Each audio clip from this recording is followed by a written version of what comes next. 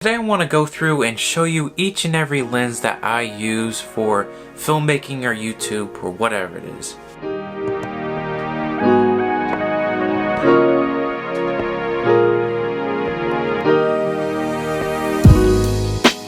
We got some new lenses, we got some old, we got some cheaper lenses, and some that are not so much. The lens I tend to use most often is the Panasonic 12-35 f2.8. This is pretty much the lens to get if you have a GH5, GH4, G7, whatever Panasonic camera you have.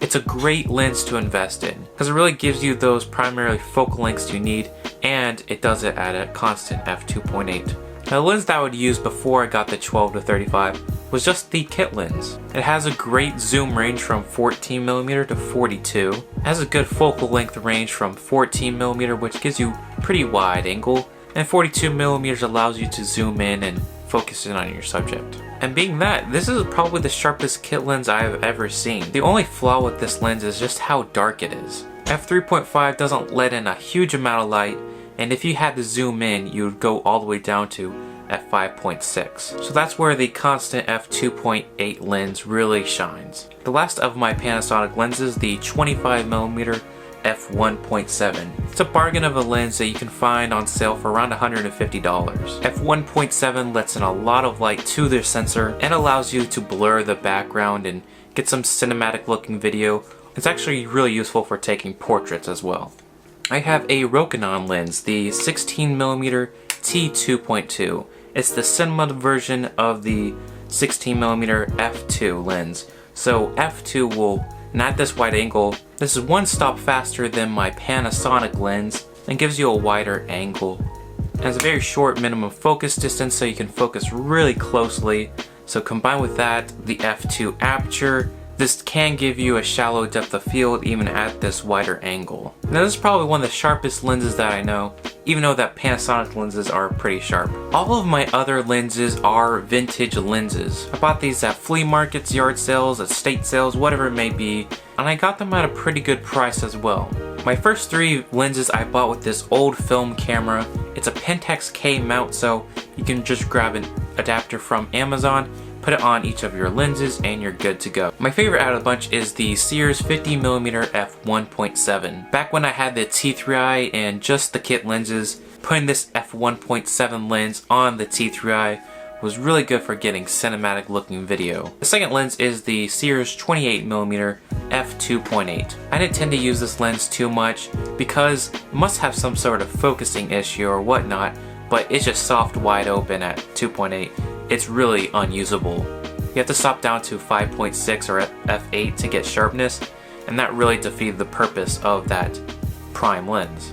Besides that, the build quality is really good. And the last lens from that bundle was the Sears 80-200mm f4 constant lens. It's a push-pull lens, so if you want to zoom in, you have to pull on the zoom and focus ring. I don't tend to use telephoto lenses that often. This was slightly faster than my 55-250mm at the long end, but I never really used this that much. The fourth vintage lens I bought is the Yashica Yashinon 50mm f1.7. I got it for $8 at an estate sale, and that came with a tripod.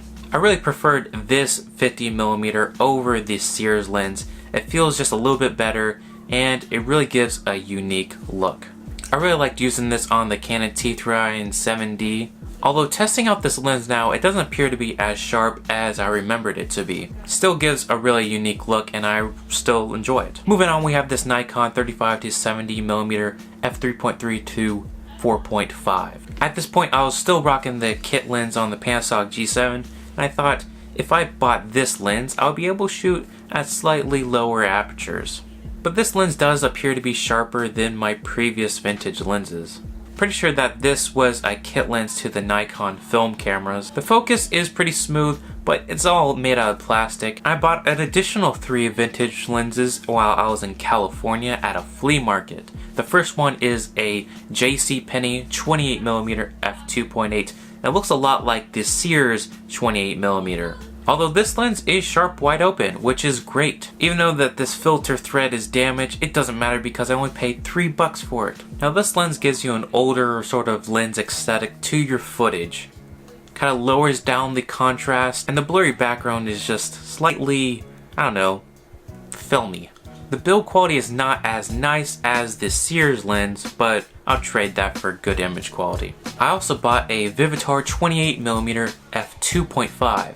Now at this point I already own two 28mm lenses, but I decided to go ahead and buy this one because one, it was slightly faster, and it looked more hefty and looked like to be a more premium of a lens, and perhaps it was even sharper. I think I paid around $14 in comparison, and this lens performs similar to the JCPenney 28mm lens. It's perhaps a bit sharper and has more contrast. The last lens I bought was this huge 80 to 250mm f3.8 by Tamron. It seems to be a more premium build compared to the Sears lens, and perhaps it would outperform the 80 to 200.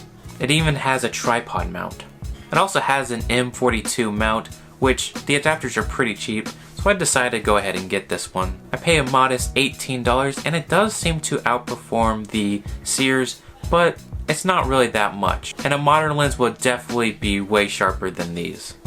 Now I must say most, or if not all, of these vintage lenses are full frame lenses, so it's not really fair to compare them on a micro four thirds camera. But that's the great thing about these vintage lenses, is because if you upgrade to a larger sensor mirrorless camera, you can still use these lenses on that camera. I'd like to pick up a Sony full frame camera so I can properly test out these vintage lenses, but for now I have the good old Panasonic G7 to work with. So these are all the lenses that I currently own. If you made it this far through the video, thank you so much for watching my content. If you have any video suggestions for me, you can either leave a comment or you can tweet it at me.